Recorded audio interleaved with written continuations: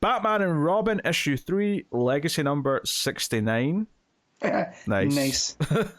Joshua Williamson writing with Simone DeMeo on the art.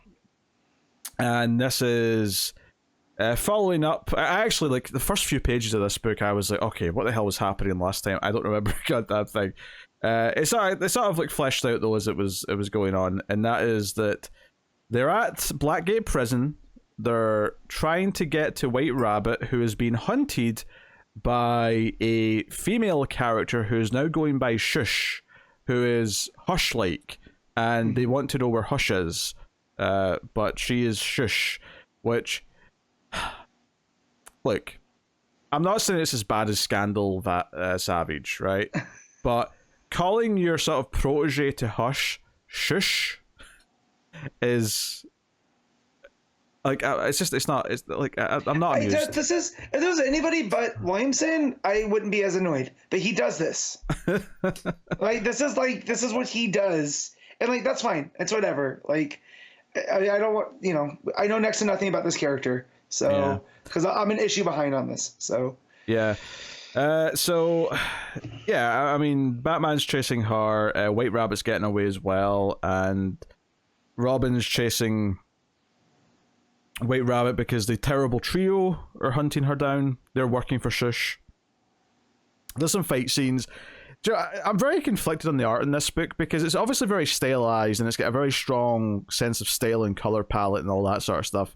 So it looks good from that sense, but I do find sometimes the layouts and the definitions in the action make it tough to kind of follow. Like, sometimes it feels like parts of, like, say, Damien's suit kind of bleed into the villain's suit, where the dark parts of the colors meet and all that, and there was definitely times in this where it feels like it doesn't flow as well as it feels like it should, despite the fact that there's a lot of fancy layouts and some really solid art on its own in a vacuum, but it just, I don't know, like, I've been feeling this a little bit more and more with each of these issues. I'll be curious to keep my eye on that. There's a bomb that Batman defuses that Shush planted. There's a big car chase that happens up next. Batman tells Robin to go back to school. He's like, no, I already got bullied and met some teachers. I had the whole experience. Let's get on with being Batman and Robin. So there's a big 2-page layout for the car chase, with Batman trying to jump into the convertible with the villain and White Rabbit. And there's an explosion. It's a whole thing. Honestly, it's a very quick read. I'll say that for it at the very least. Like, it flowed very, very quickly because a lot of it is this action stuff. But the big reveal at the end is that Man-Bat's actually the villain that Shush is working for. It's because everyone just assumed it was Hush, but she's working for Man-Bat, and that's the cliffhanger. Man-Bat's holding up Damien, and it says to be continued in the dark. Man-Bat returns, which feels a bit meta to say, hey, yes, we know he was kind of an anti-hero for a while, but he's going to be a villain again, which I actually don't really want, to be honest. I kind of liked good Man-Bat, but all right. I feel like you can use Man-Bat as like as a werewolf type character, to where maybe sometimes it's in check and other times it's not. But I kind of like the fact that he can be a wild card. But then again, there's kind of too many Bat villains that do this, right? Like, we like Clayface, Poison Ivy, Two-Face, all when they do this. But Man-Bat felt special. Well, I think the problem is, though, is the only reason why it feels like they do it with too many is because they chicken out and go back to being villains with too many of them. That's the problem. Yeah. I am okay with Clayface and Man-Bat, and Two-Face is the one that should flip-flop. Two-Face is the one that makes sense to go back and forth. Every time. Right? He makes sense. But Man-Bat and Clayface, I would have been very content with them just being kind of good, right?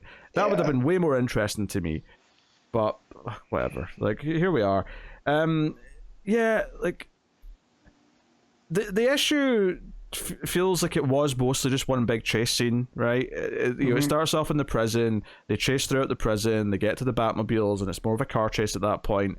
And that's all fine and dandy. And the art is good, but with some caveats. And I think I think, you know, ultimately I'm kind of lukewarm on the issue, and I'm lukewarm on what the book's currently doing. The most interesting stuff to me from the first 2 issues was actually seeing Damien try to go be a kid at school, and I would happily just take a book with him trying to be a normal student and not, like, kick the shit out of anyone who pisses him off. Like, that to me was the most exciting part of the premise. Everything with the villains and the actual plot of, like, what Batman's doing and what they're trying to stop, I'm barely remembering any of it issue to issue. Like I say, I had to like read a few pages of this before I'm like, okay, yeah, they were looking for White Rabbit. Oh, this character Shush is here. Okay, right. I can sort of piece it together and follow the issue from this point on. But it's not like I'm going in being like, oh, I'm excited for the next chapter in the story. I'm barely remembering what the last part of the story was. So I don't know. It's still an easy enough read. But this issue is like I'll give it a 6. It's pleasant enough to get through, and it reads quick and whatnot, but I can't really go any higher than that because I don't think it's that good story-wise either. So 6 out of 10 for me.